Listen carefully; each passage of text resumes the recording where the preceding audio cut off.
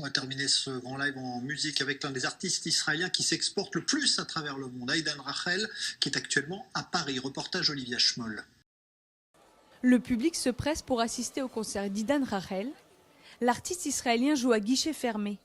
Ce soir, plus de 400 personnes sont présentes pour un concert piano-voix à seulement quelques centimètres de lui.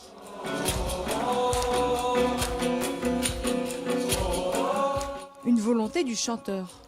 Je préfère jouer 3 soirs dans des petites salles qu'un seul soir dans une grande salle. Comme ça, tout le public est vraiment proche de moi. Un public composé de fans de la première heure, mais pas uniquement, conquis par la musicalité des chansons.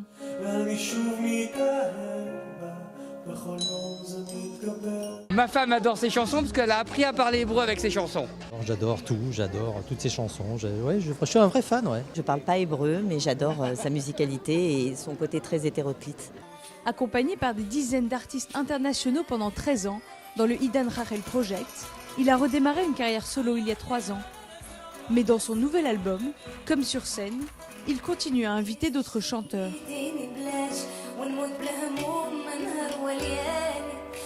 J'espère qu'un jour je chanterai en français.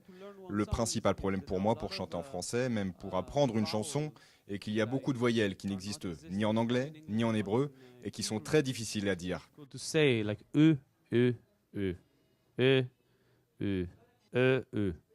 Quelque chose comme ça.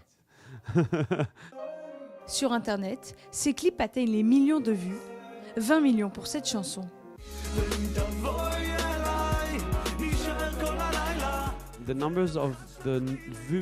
nombre de vues sur Internet n'est pas aussi important que de savoir que ça a touché le cœur de quelqu'un. Pour moi, c'est la chose la plus importante et excitante. Savoir que quelqu'un a joué cette chanson lors d'un mariage ou d'un enterrement, que ma musique devient la bande originale de la vie des gens.